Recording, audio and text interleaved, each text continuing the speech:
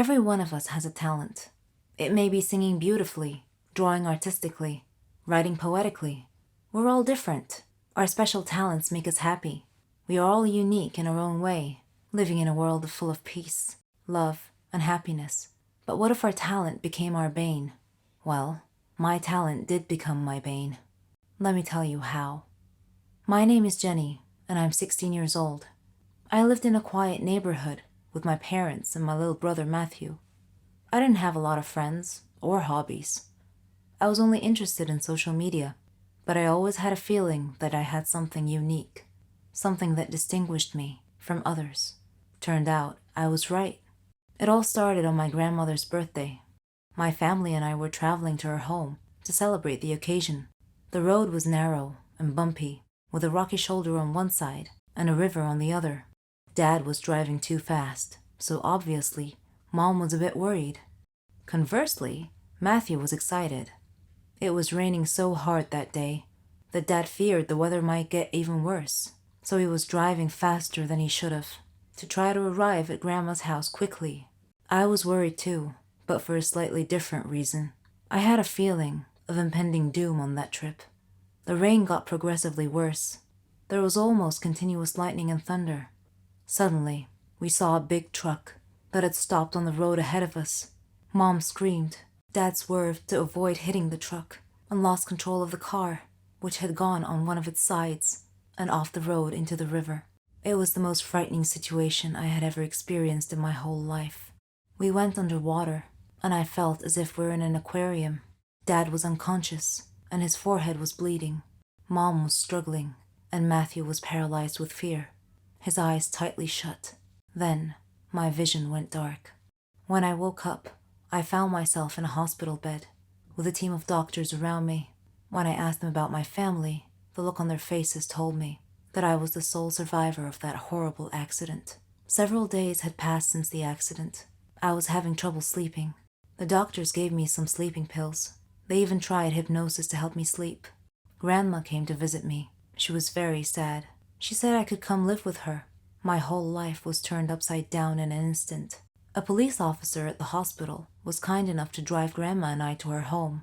After he dropped us off, something strange happened. In a fraction of a second, I had a vision, a momentary premonition that something bad was going to happen to him. I saw him trying to catch a thief, and suddenly crashing into another car. So I thanked him for the ride, and told him to take care of himself, to be very careful. He smiled, and said that he will. The very next day, as I was watching the news, I saw a report that that very same kind officer had died in a car crash, just like my premonition.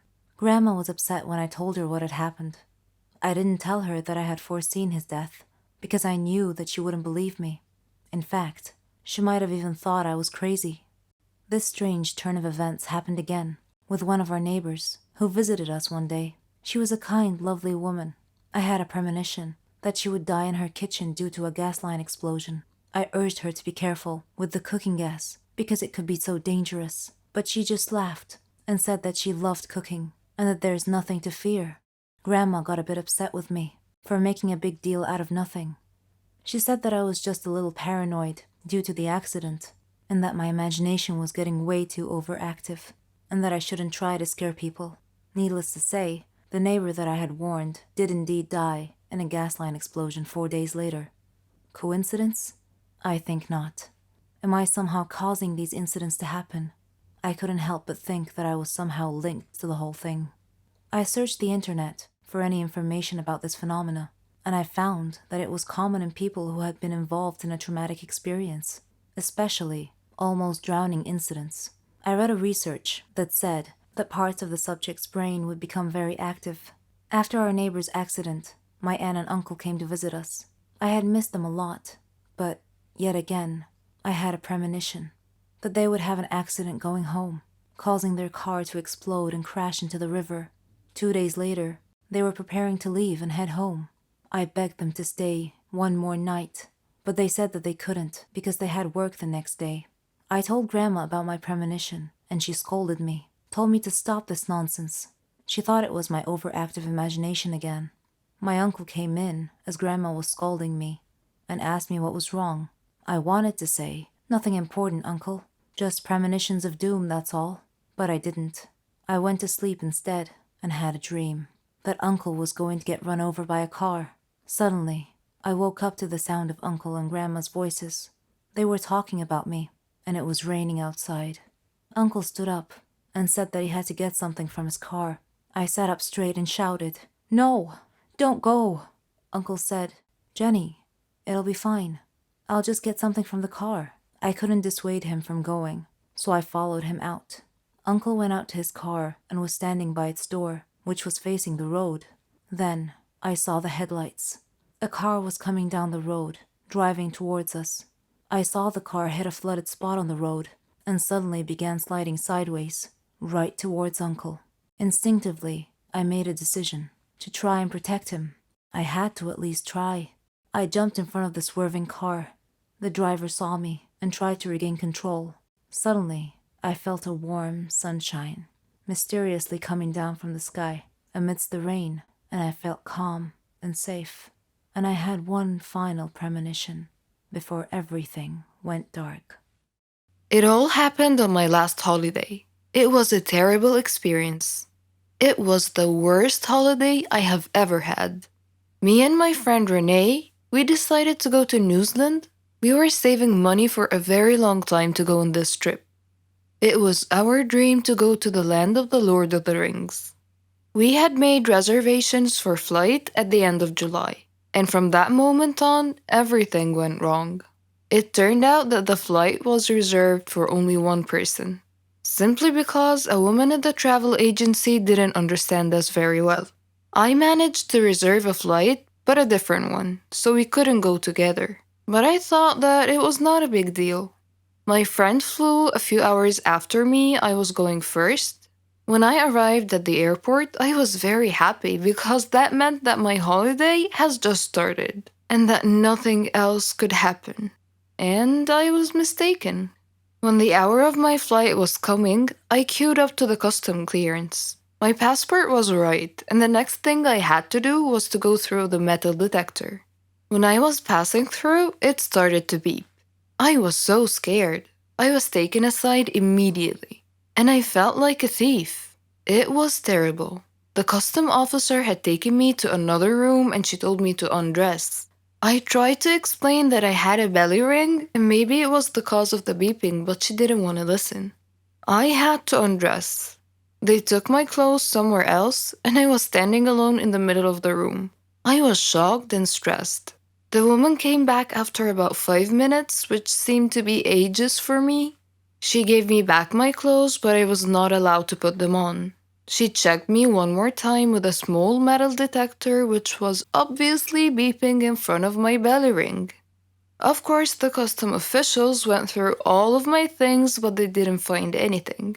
I was late for my flight, so I had to wait for another one. My friend was supposed to meet me at the airport, and it was me who should be waiting for her. She was terrified that I was not there, but fortunately she decided to wait. After that horrible flight, we met at the airport and we went to our hostel.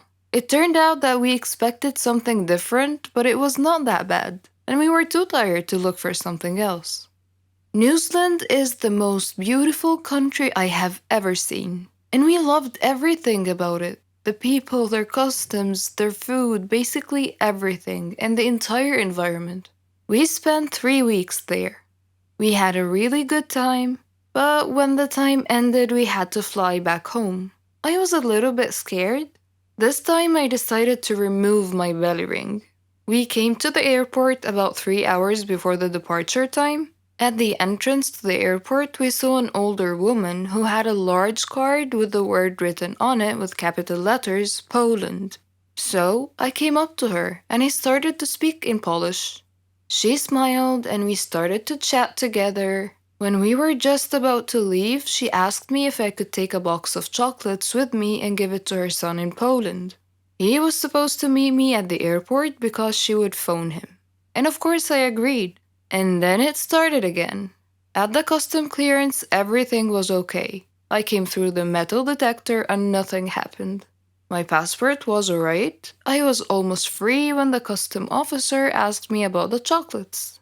I said that it was given to me by the lady at the entrance and that her son is going to take it back at the airport in Poland. The custom officer asked me to open the box. I didn't want to agree as it was not mine, but I had to. It turned out that inside there were not chocolates, but cocaine worth $20,000. I was taken to jail. I spent 2 days there and then everything had been explained. I could come back home and the lady and her son were caught and also taken to jail. I don't have to explain why this was the worst holiday ever. I don't really like Indian movies because the actors are always overreacting, and the movies are not logical at all. But this is just my personal opinion. However, I've discovered that there are stories stranger than Indian movies. Let me give you a real-life example. I'll tell you a story about a young woman named Samantha. Samantha was a beautiful girl with blonde hair and green eyes. She lived with her grandmother after her parents died in a horrible car accident. The whole country read about it. She had many friends, and all the neighbors liked her. They considered her the most beautiful girl in town. Many had proposed to her, but she didn't care much for them. One day, Samantha was walking alone down the street after visiting one of her friends. Suddenly, she had an eerie feeling that someone was following her. She began running and crying for help. Her follower began running and stopped her. He was an ugly man, pointing a knife in her direction. He asked her to hand over her purse. She threw it at him and made a run for it. The man said wait and made to stop her, but another man appeared out of nowhere and punched the thief, who fell unconscious.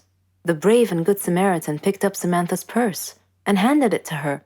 He was very handsome, with green eyes, soft hair, and an amazing smile. He escorted her back home, and she felt that he was her knight in shining armor. She went inside and hugged her grandmother tight, who was a little surprised but smiled.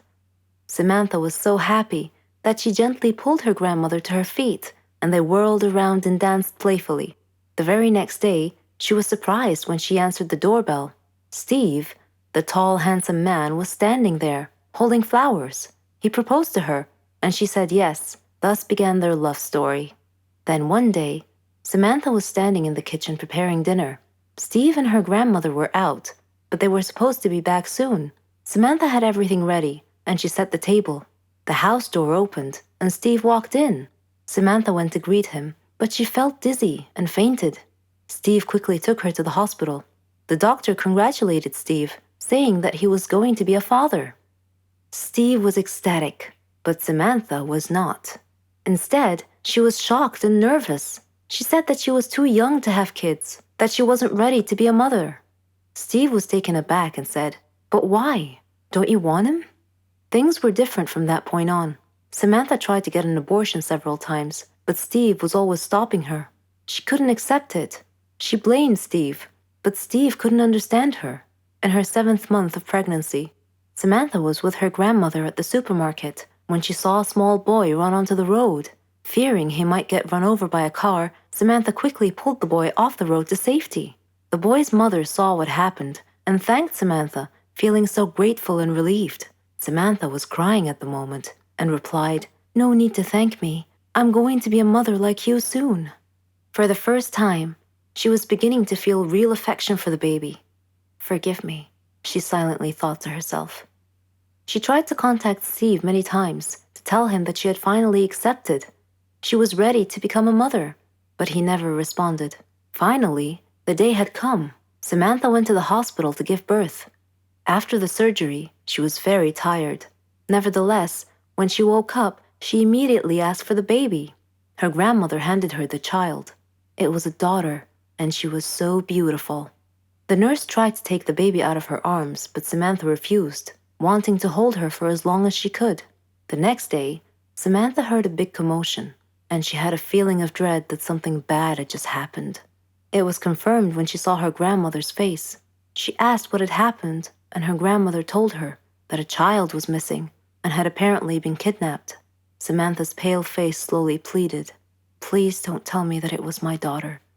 When her grandmother nodded, Samantha broke down and began crying and wailing in pain.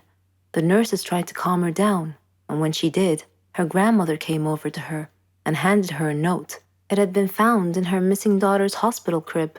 It was in Steve's handwriting. It simply said, "If you don't want her, I do." Then Samantha fainted. For many years, she tried finding her baby, but couldn't. Steve and her daughter had vanished into thin air. She felt as if time had stopped for her, but Steve didn't feel that way. He raised their daughter into a beautiful young woman. He named her Margot. Whenever Margot asked about her mother, Steve would always tell her that her mother was dead, but he often told her stories about her mother and how much he had loved her. Margot's intuition, however, told her that her father wasn't being completely honest with her and that he was hiding some big dark secret. One day, Steve fell ill unexpectedly. He called Margot to him and told her that he was very sick and felt that he was going to die soon. He said that he wanted to reveal a secret that he had long kept from her, that her mother was actually alive, and that her name was Samantha. He told her that he had kidnapped her from the hospital at birth because her mother did not want a child. He regretted it and asked Margot to forgive him. He gave her Samantha's address, and soon after, he died. After his death, Margot decided to go looking for her mother. I am Margot, and I am now standing at my mother's address. At her front door, I cannot predict my mother's reaction when she answers the door and I introduce myself as her daughter, but I'm going to hug her and tell her that I've missed her for so long. He was a dream, the future, or so I thought. But my love was cursed right from the start. Sounds a bit confusing, right? Let me explain. But first, I should probably introduce myself. I'm Carolyn. I was a dreamer. I dreamed of a good, warm, stable, successful life. I wanted a good job. And I wanted to travel around the world a bit with Helen. She was my best friend. We virtually shared the same dreams, and hobbies, and interests, and lifestyles. We've been friends since we were kids. People often thought that we were sisters. I did too, in fact. She even got jealous if anyone tried to get close to me. Every day, Helen and I worked a little more towards our dreams. Once, when Helen and I were traveling with some of our friends, we had a problem with the hostess on the plane. A gentleman intervened and cleverly solved our problems. His name was Danny. I liked him. A lot. I thought about him often, but whenever I talked to Helen about him, she told me that he was not as amazing as I seemed to think he was. Coincidentally, I met him again at a party of a mutual friend. We talked together till daylight. I told Helen about our encounter, and she expressed her wishes that my love story would have a happy ending. I similarly told her that I hoped she would find the love of her life someday too. Everything would be okay, we figured. Then, one day, I received a letter in our mailbox. It was in weird handwriting, as if the writer had written it with a trembling hand. I opened it curiously. It said that my love for Danny would become a curse if I didn't give him up and get him out of my life. What nonsense, I thought. Whose idea of a silly joke was this? I immediately called Danny and Helen to tell them about the letter. Danny laughed, but Helen was worried and suggested that I should be careful from now on. That same day, Danny had a horrible car accident, but fortunately he wasn't hurt. A detective investigating the case determined that his car brakes had been tampered with. In another incident, a car almost hit me, but it swerved away at the last minute. When I mentioned this incident to Danny, he tried to calm me down and told me to just forget about it. He gave me a beautiful bracelet as a present and proposed. We got engaged, and I couldn't have been happier. I wanted to show the bracelet to Helen, but somehow I seemed to have lost it. I couldn't find it anywhere. Anyway, when I told Helen about his proposal, she was thrilled for me. I spent days shopping for just the right wedding dress. I was so busy with preparations that I forgot all about the ominous letter. I went to the wedding hall early to make sure that everything was ready and prepared. Helen was helping me, and Danny kept calling me to make sure I was all right. Suddenly, the lights went out. I called out to Helen, worried that she might have tripped and fallen when the lights were out. When the lights came back on, Helen had fainted, and my dress had disappeared. I screamed to the ceiling, "What do you want from me? Leave me alone!" Suddenly, Danny appeared out of nowhere and asked me what had happened. I told him then and there that we must break off our engagement, otherwise the curse the letter mentioned might injure someone or cause someone to die. Then Helen came to and tried to calm me down. She told me to go to the car and that she would get our stuff and follow me. I loved Danny and wanted to marry him, but now I was seriously worried that this curse threat might actually be real.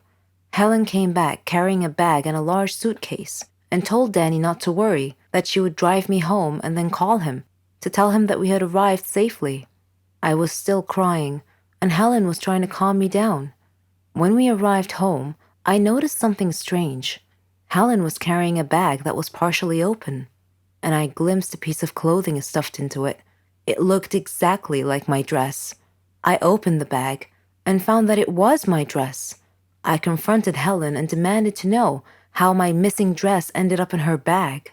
I clearly caught her red-handed, and she was unable to answer coherently. I realized at that moment that the source of the so-called curse was Helen.